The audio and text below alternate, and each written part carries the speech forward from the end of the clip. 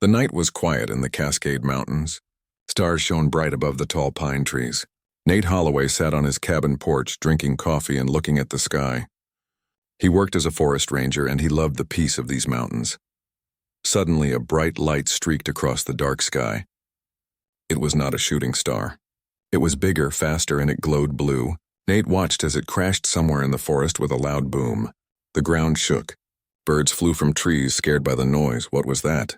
Nate said to himself.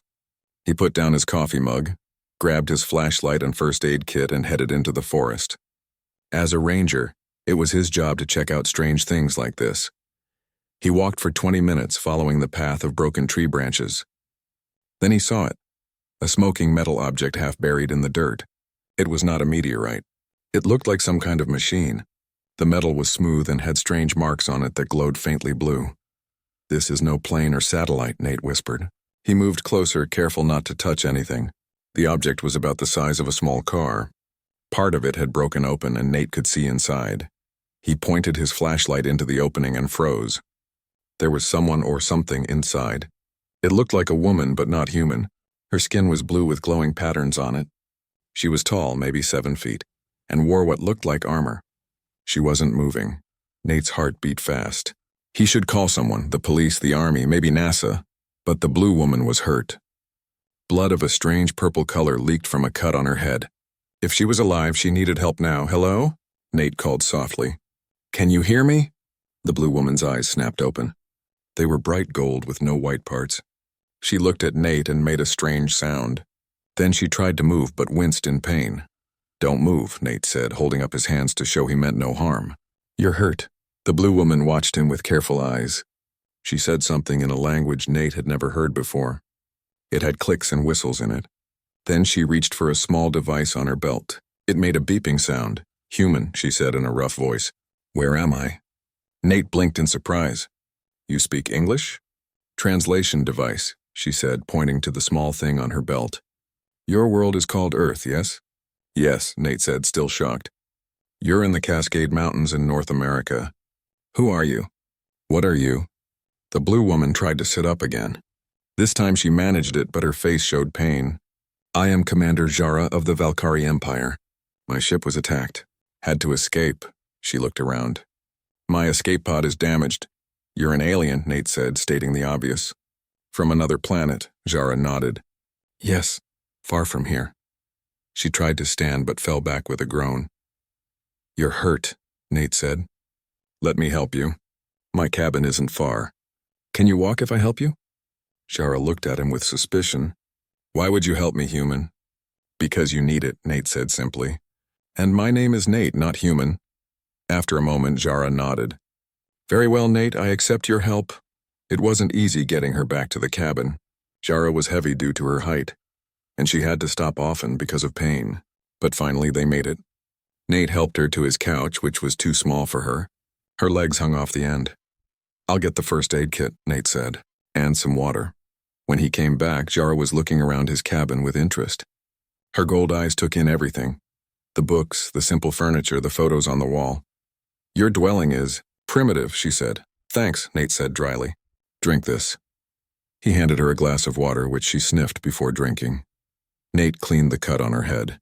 The purple blood was sticky and thick. Jara sat still, watching him work. "You have medical training?"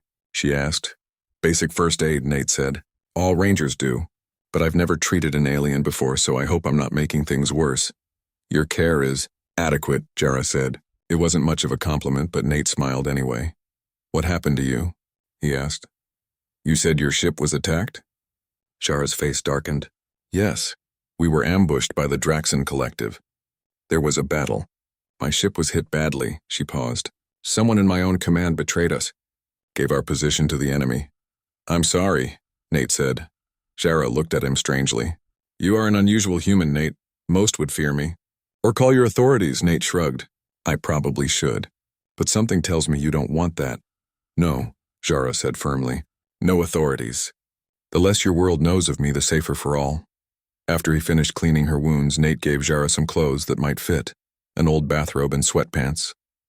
They were still too small, but better than her damaged armor. "You can stay here tonight," Nate said. "Rest. Tomorrow we can figure out what to do." Jara nodded. I am in your debt, Nate. Among my people, this is not taken lightly. As Nate turned to go to his bedroom, Jara spoke again. The Draxon may come looking for me. They have technology to track my pod. Nate stopped. Are these Draxon dangerous? Jara's gold eyes seemed to glow in the dim light. Very. They would kill you without thought just for helping me. Great, Nate muttered. Anything else I should know? Yes, Jara said. In my culture, when one saves another's life, it creates a bond. A life debt. It is sacred to us. Okay, Nate said, not sure what that meant. We can talk more tomorrow. Try to sleep. That night, Nate lay awake for a long time. He had an alien in his living room. An alien warrior who said dangerous enemies might come looking for her. And something about a life debt. What had he gotten himself into? In the living room, Jara looked out the window at the strange stars of this world.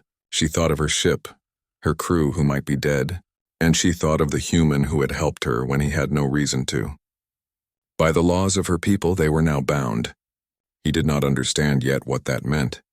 She would have to explain that among the Valkyrie, life debts often led to the closest bonds possible. Family bonds. But that was for tomorrow. Tonight she would rest and heal. Tomorrow would bring its own challenges. Nate woke up to the smell of something burning. He jumped out of bed and ran to the kitchen. Jara stood there looking at his smoking toaster with curious eyes. What are you doing? Nate asked.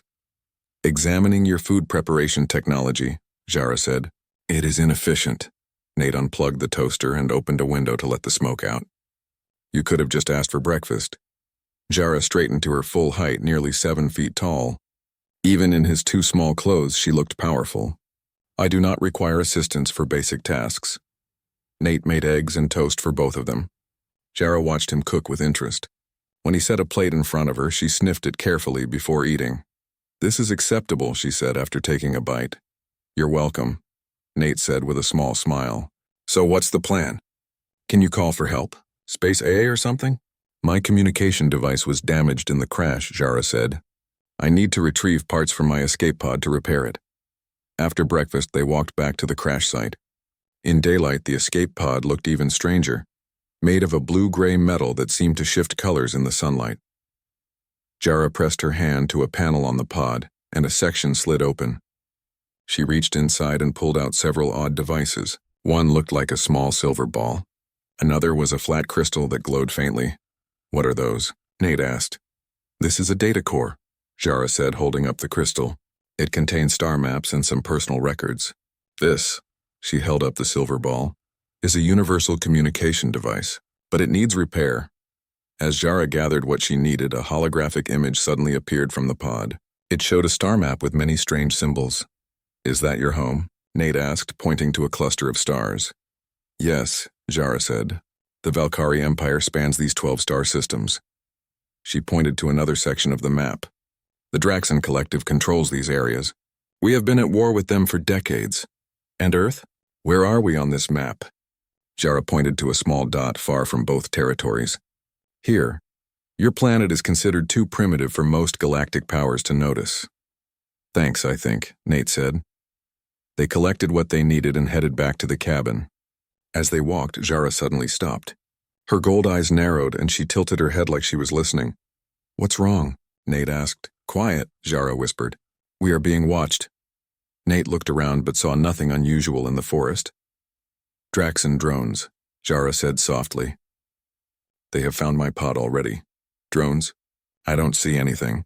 They use cloaking technology. Stay behind me. Suddenly, the air about 20 feet away seemed to ripple. Then something appeared. A floating metal sphere about the size of a basketball. It had no visible cameras or sensors, but Nate could feel it was watching them. Don't move, Jara said. Her hand moved slowly to her belt, where she had a small device that might have been a weapon. The drone hovered silently for a moment. Then it made a series of beeping sounds. Jara tensed. It's scanning us, she said. It knows who I am now. The drone suddenly shot forward. It moved faster than Nate thought possible. But Jara was faster. She pushed Nate down and raised her hand. A bright blue light shot from her palm and hit the drone. The drone exploded into small pieces. Nate stared at Jara in shock. What was that? How did you do that? No time to explain, Jara said, pulling him up. That was just a scout. More will come. We need to get back to your cabin now. They ran through the forest. Nate had never moved so fast in his life, but he struggled to keep up with Jara. Her long legs covered ground quickly, and she didn't seem tired at all. When they reached the cabin, Jara immediately began moving furniture against the doors and windows. That won't stop them, Nate said. No, but it might slow them down, Jara replied. She took the devices from the pod and began working on them. I need to send a message to my fleet. Let them know I'm alive and what happened. You said someone betrayed you, Nate said. How do you know who to trust? Jara's face hardened. I don't, but I have loyal officers who would die for me. If I can reach them, we have a chance. As night fell, Nate made dinner while Jara worked on her devices. She had connected the silver ball to the crystal and was typing strange symbols on a holographic keyboard. So that light from your hand, Nate said as they ate. Is that normal for your people? Jara looked at her hand. The blue patterns on her skin glowed softly in the dim light. The Valkyrie can channel energy through our bodies. The markings you see help focus that energy. Like natural weapons? Yes? All Valkyrie warriors can do this, but some are stronger than others. And you're a commander, so I'm guessing you're pretty strong. Jara nodded. I earned my rank in combat. After dinner, Nate asked the question that had been bothering him all day. Why are the Draxen after you specifically? Is it just because you're a commander? Jara was quiet for a long moment. No, they hunt me because I have information they don't want known. She looked directly at Nate. The Draxen are planning to invade Earth. Nate nearly dropped his plate. What, why would they want Earth?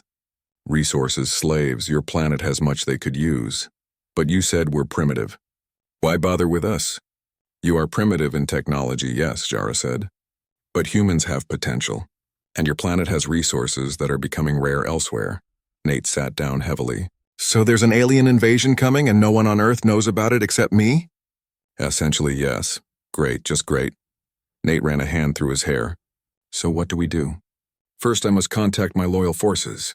Then Jara stopped suddenly. Her head tilted again, listening. They're here, she whispered. The windows exploded inward as 3 drones burst into the cabin. These were bigger than the one in the forest, and they had what looked like weapons attached to them. Jara moved with incredible speed. Blue light shot from both her hands, hitting one drone directly. It exploded. The other 2 fired back, beams of red energy that Jara barely dodged. Get down, she shouted to Nate. Nate dived behind the couch. One drone fired at him, burning a hole through the furniture. He crawled away as Jara engaged the drones. She moved like a dancer, firing energy blasts and dodging their attacks. One drone got behind her and prepared to fire. Without thinking, Nate grabbed a heavy pot from the kitchen and threw it at the drone. It hit with a clang, throwing off the drone's aim. Its shot went wide, hitting the wall instead of Jara.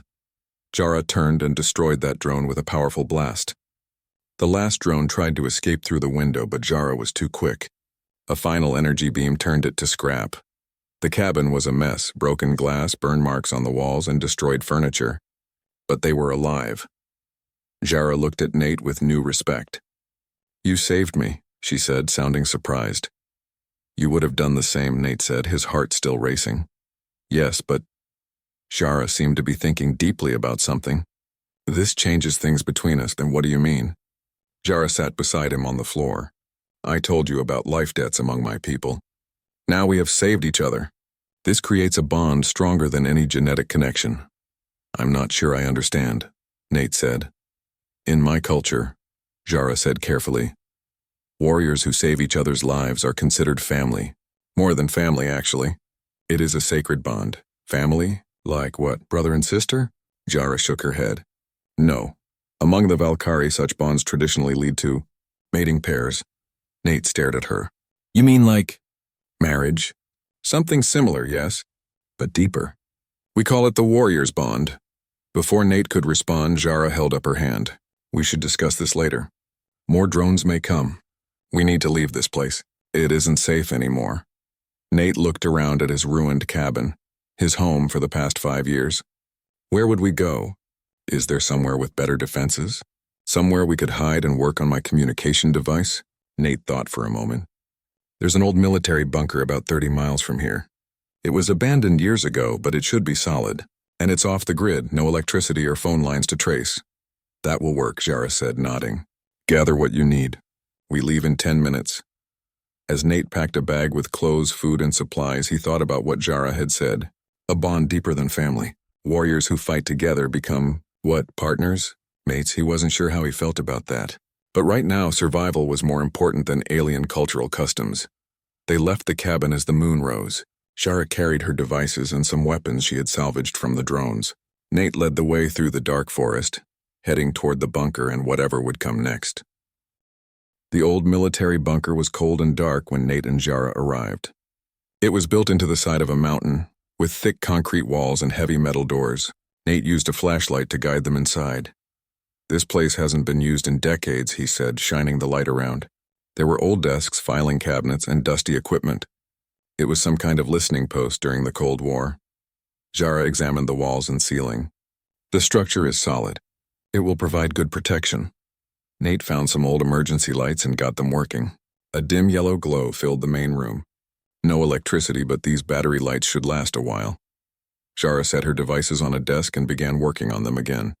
Nate explored the bunker, finding a small kitchen area with a hand pump for water and rooms with metal bunk beds.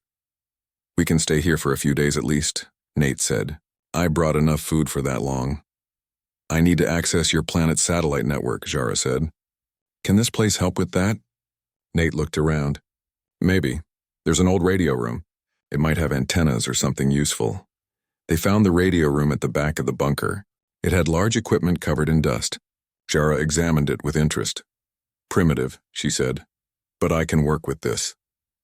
She connected her silver ball device to one of the old radio transmitters. With some adjustments, I can boost my signal. While Jara worked, Nate made them a simple dinner with the food he had brought. They ate in silence, both tired from the day's events. So, Nate said finally, tell me more about this war. Why are the Valkyrie and Draxon fighting? Jara put down her food. It's complicated. The Valkyrie Empire has existed for thousands of your Earth years. We expanded through space not by conquering other worlds, but by forming alliances. Peaceful expansion? That's rare in human history. The Valkyrie believe in strength through diversity, Jara explained. My species cannot reproduce with itself effectively. We need genetic material from compatible species. Wait, Nate said, surprised.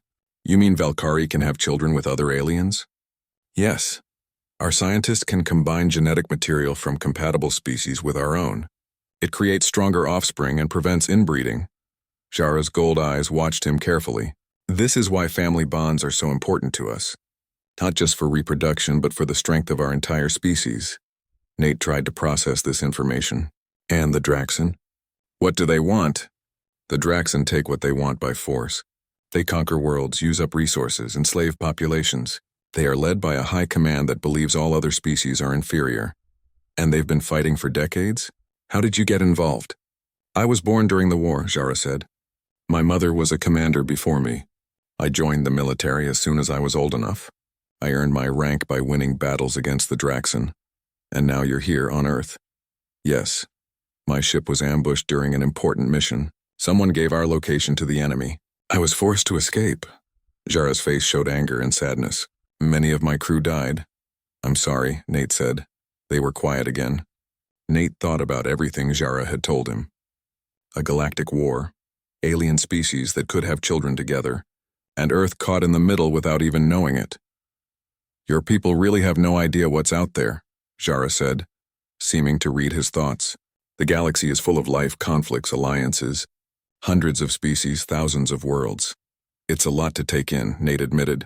That night they took turns keeping watch. Nate tried to sleep on one of the old bunks, but his mind was too full. When it was his turn to watch, he found Jara in the radio room. Still working on her device, you should rest, he told her. Valkyrie need less sleep than humans, she said without looking up. Still, you've been through a lot. Jara finally stopped working and looked at him. Why do you care about my well-being, Nate? I have brought danger to your life. Your home is destroyed because of me. Nate shrugged.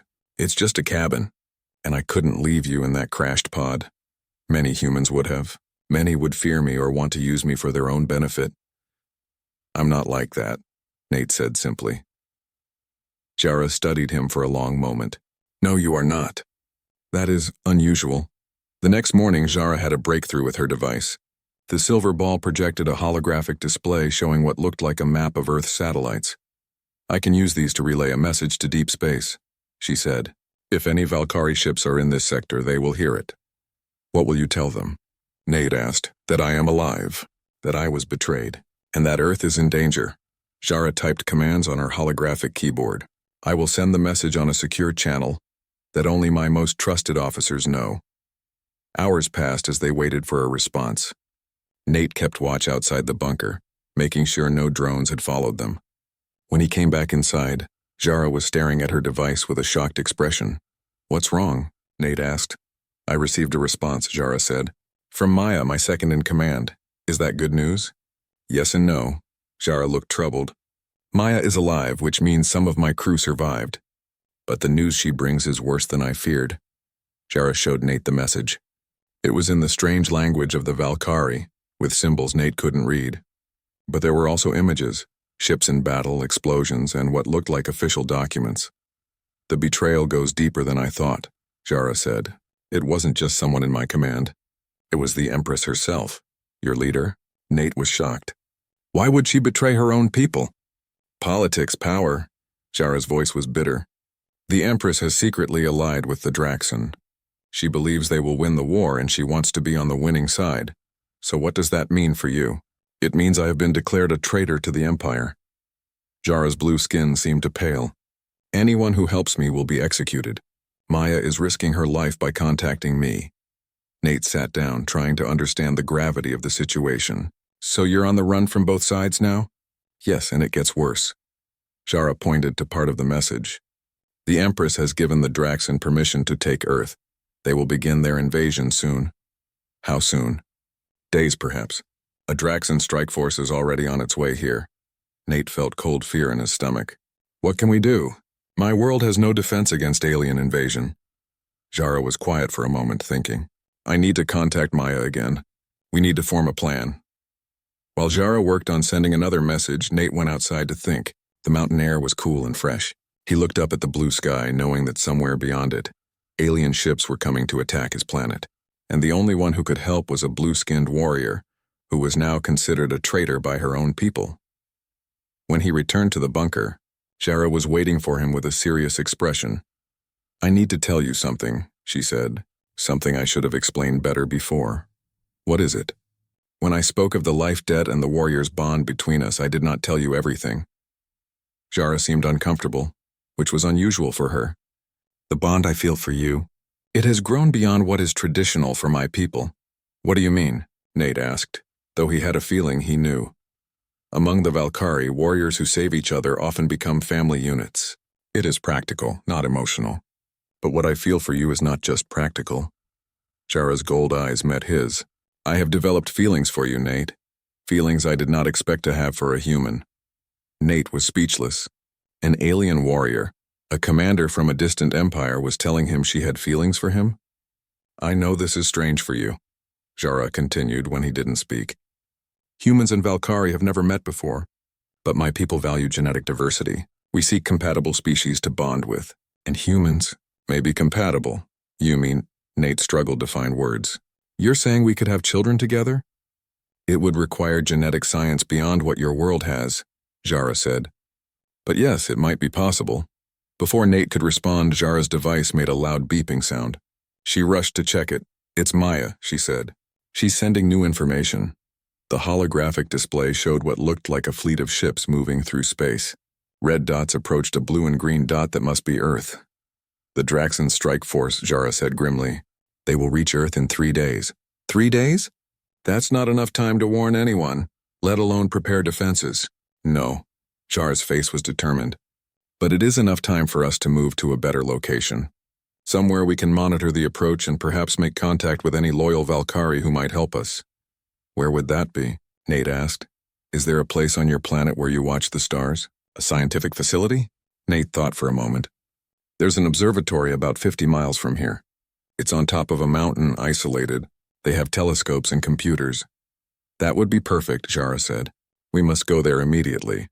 As they packed up to leave, Nate's mind was spinning. Alien invasion in 3 days. A warrior from space with feelings for him. The possibility of human-alien children. It was too much to process, Jara, he said as they prepared to leave the bunker. About what you said earlier. About your feelings. Jara looked at him, her face unreadable. We do not need to discuss it now. Survival comes first, right, Nate agreed. Survival first. The mountain observatory stood tall against the evening sky.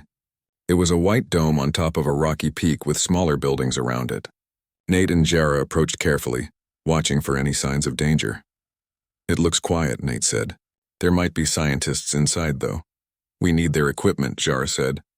But we must be careful who we trust. They walked to the main entrance. Nate tried the door, but it was locked. He knocked, and after a moment, a woman opened the door. She was in her 40s with short gray hair and glasses. She looked surprised to see them. Can I help you? She asked. Dr. Olivia Becker? Nate asked, remembering the name from a sign he had seen. Yes, that's me. I'm Nate Holloway, forest ranger from the Cascade District. We need to use your equipment. It's an emergency. Dr. Becker looked confused, then noticed Jara. Her eyes widened as she took in the alien's blue skin and unusual height. Oh my God, she whispered. You're not human. No, Jara said simply. I am Valkyrie. Dr. Becker stared for a long moment, then stepped back. You better come inside. They followed her into the observatory. It was filled with computers, screens, and scientific equipment. Large telescopes pointed up through the open dome. I've been tracking unusual objects in our solar system for years, Dr. Becker said once they were inside. No one believed me when I said they weren't natural. But you're proof I was right. Yes, Jara said. There are many species that visit your solar system. Most just observe. But now something worse is coming.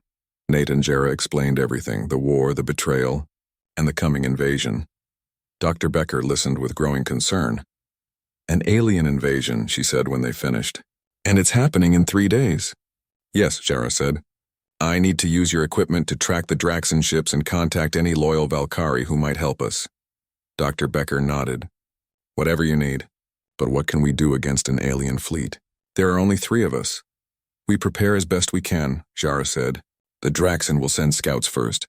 We must be ready for them. Over the next day, they worked to prepare the observatory. Jara connected her devices to the observatory's computers and telescopes.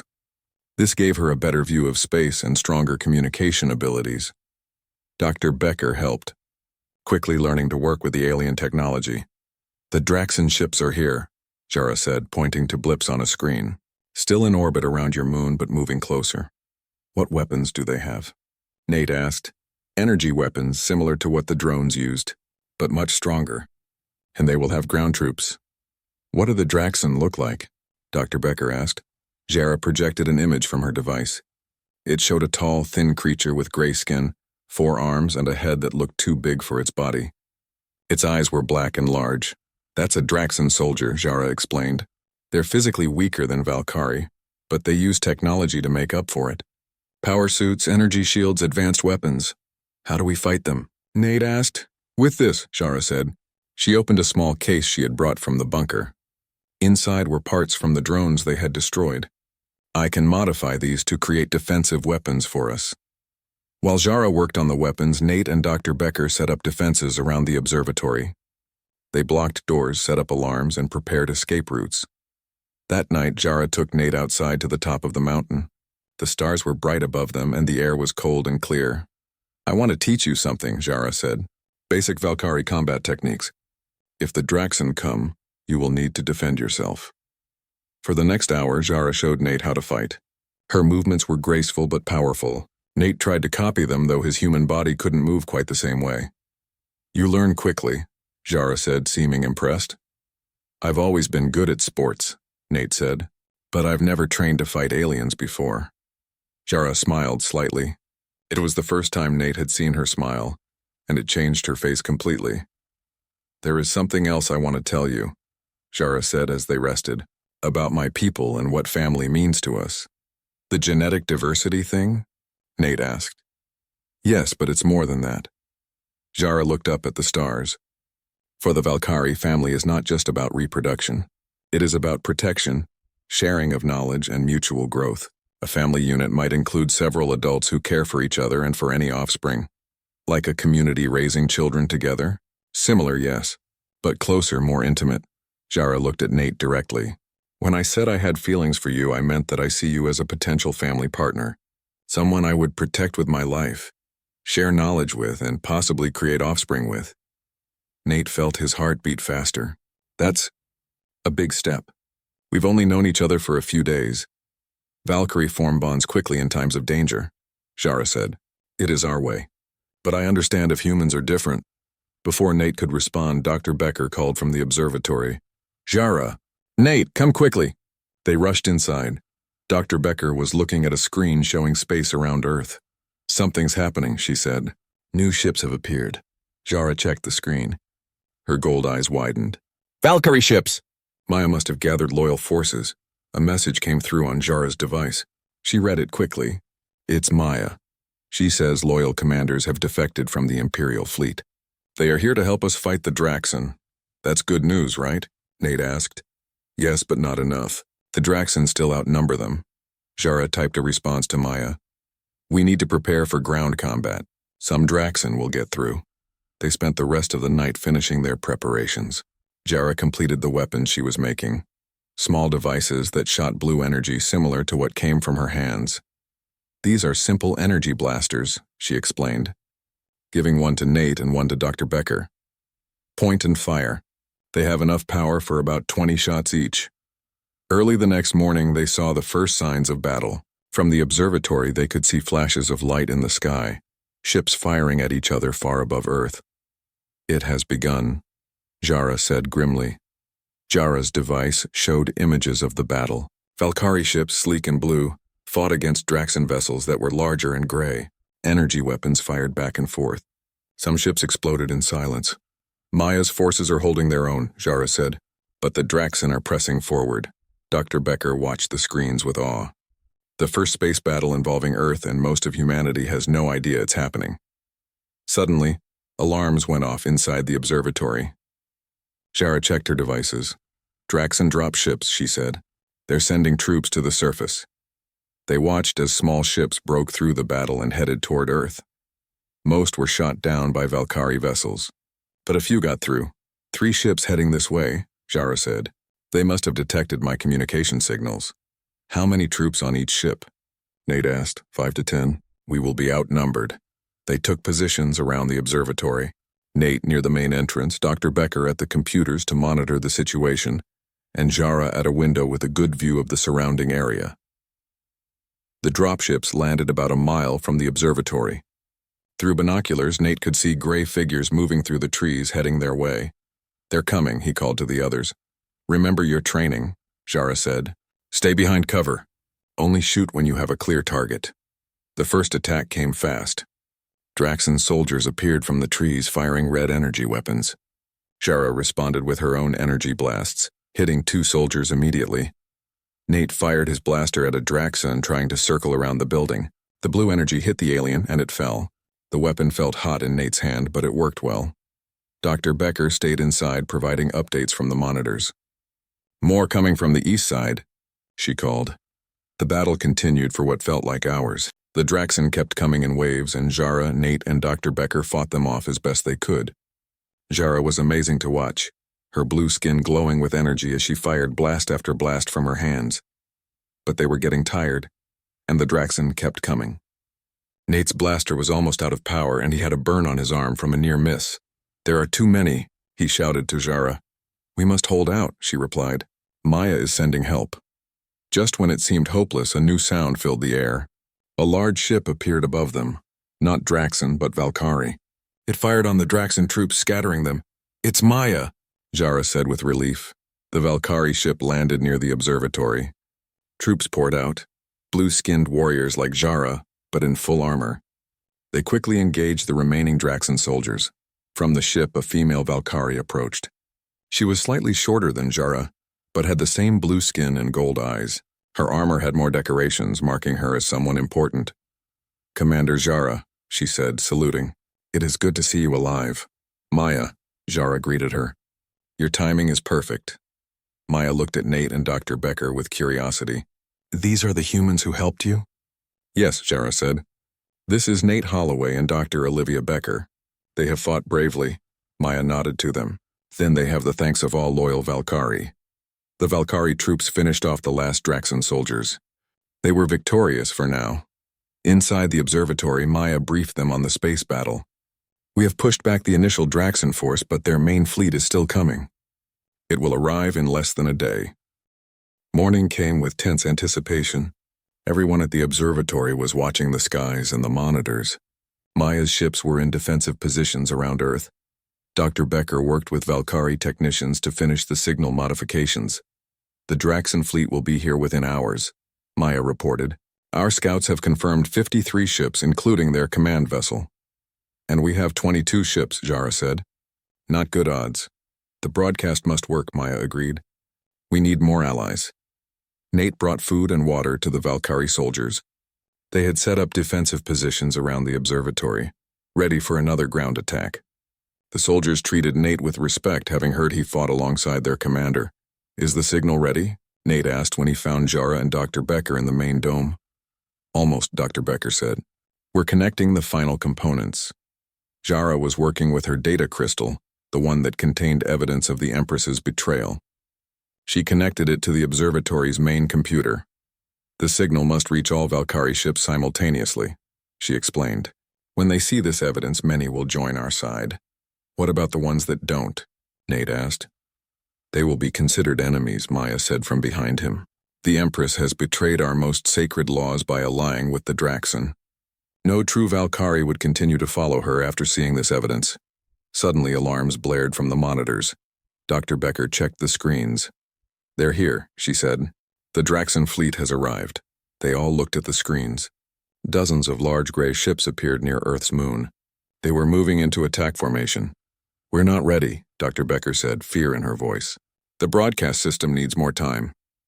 We don't have more time, Jara said. Maya, order our ships to engage. Delay them as long as possible. Maya nodded and spoke into a communication device. On the screens, they watched as the 22 Valkyrie ships moved to intercept the Draxan fleet. They're outnumbered more than 2 to 1, Nate said. Valkyrie ships are faster and more maneuverable, Jara explained. But the Draxan have more firepower. The battle began. Blue and red energy beams crisscrossed the blackness of space. Ships moved in complex patterns, firing at each other. Some smaller Draxan vessels broke away, heading toward Earth. Dropships, Maya said grimly. They're sending ground forces again. How long until the broadcast is ready? Shara asked Dr. Becker. 20 minutes, maybe less. We need to defend this position until then, Jara said. Maya, take half the troops and intercept the dropships before they land. Nate and I will defend the observatory with the rest. Maya left to organize the defense. Shara turned to Nate. This will be more dangerous than before, she said. The Draxan know we're here now. They will send their best troops. Nate nodded, trying to hide his fear. I'm ready. Shara touched his arm. Stay close to me. They went outside to join the defensive line. The Valkyrie soldiers had set up energy barriers around the observatory, translucent blue walls that could stop Draxan weapons, at least for a while. In the distance, they saw the dropships entering the atmosphere, fiery trails behind them. Maya led a group of soldiers to intercept them before they could land. Commander Krell will be leading them, Jara said, watching the ships. Who's Krell? Nate asked. The Draxan commander who has been hunting me. He is dangerous, a skilled warrior despite the Draxan's physical limitations. Jara's face was grim. He will want to take me alive to learn what I know. But he will kill anyone who stands with me. Well, I'm standing with you, Nate said firmly. Jara looked at him, something soft in her gold eyes. I know, and that means more than I can express. The first dropships landed about 2 miles away. Soon they saw Draxan soldiers moving through the trees. There were many more than before, and they had larger weapons and better armor. They're spreading out, one Valkyrie soldier reported. Trying to surround us. Hold the perimeter, Jara ordered. Focus fire on any who get close. The battle began again, but this time the Draxan were more organized. They used cover well, advancing slowly but steadily. Their energy weapons hit the blue barriers repeatedly, making them flicker. The barriers won't hold much longer, a Valkyrie technician warned. Nate fired his blaster whenever he saw a Draxan soldier. He had gotten better at aiming, but there were so many targets now.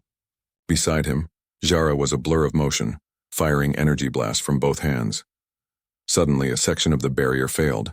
Draxan soldiers poured through the gap. The fighting became hand-to-hand. Nate found himself face-to-face with a Draxan soldier. Its 4 arms held different weapons, and its black eyes showed no emotion. Nate fired his blaster, but the Draxan dodged. It swung a blade at him, which he barely avoided. Remembering Jara's training, Nate moved to the side and fired again. This time he hit the Draxan in what he hoped was a vital spot. The alien fell. "Nate, behind you," Jara shouted. Nate turned to see another Draxan aiming a large weapon at him. Before he could react, Jara was there. She pushed him aside and took the blast meant for him. Blue energy crackled around her as she absorbed the impact, but she was thrown backward. "Jara," Nate cried, running to her. She was conscious but hurt. The blast had burned through her armor, leaving a nasty wound on her side. "I'm fine," she said, trying to stand. "Keep fighting." But it was clear she wasn't fine. Nate helped her to cover behind a rock. More Draxan were coming through the broken barrier. "We need to get back inside," Nate said. "Dr. Becker needs more time for the broadcast." Jara nodded weakly. Nate helped her toward the observatory, firing his blaster at any Draxan that got too close. They made it inside, where Dr. Becker was still working frantically on the broadcast system. "Almost ready," she said, without looking up. 2 more minutes. Nate set Jara down against a wall. Her blue skin was paler than usual, and the glowing patterns were dimmer. "You need medical help," Nate said. "Later," Jara said. "The broadcast is more important." Outside, the battle raged on. The Valkyrie soldiers were fighting bravely, but they were being pushed back. Through the observatory windows, Nate could see a Draxan that looked different from the others. Taller, with more elaborate armor. It directed the other soldiers with commanding gestures. "Krell," Jara said, following his gaze. "The Draxan commander. Ready?" Dr. Becker suddenly shouted. "The broadcast system is ready." Jara pushed herself up, ignoring her pain. "Send it now." Dr. Becker activated the system. The large dish on top of the observatory turned, pointing up into space. The data crystal connected to the computer glowed brightly as its information was transmitted. "Signal is broadcasting on all Valkyrie frequencies," Dr. Becker confirmed. On the monitors, they could see the battle in space. The Valkyrie ships were taking heavy losses, but they fought on. "Now we wait," Jara said, leaning against Nate for support, "and hope." For a few tense minutes, nothing seemed to change. The Draxan continued their attack both in space and on the ground. Then something happened. Some of the Valkyrie ships that had been fighting with the Draxan, ships loyal to the Empress, stopped firing. On the communication channels, voices spoke in the Valkyrie language. "They've seen the evidence," Jara said, hope in her voice. "They're questioning their orders." More and more Valkyrie ships stopped fighting. Some turned their weapons on Draxan vessels instead. The balance of the battle was shifting.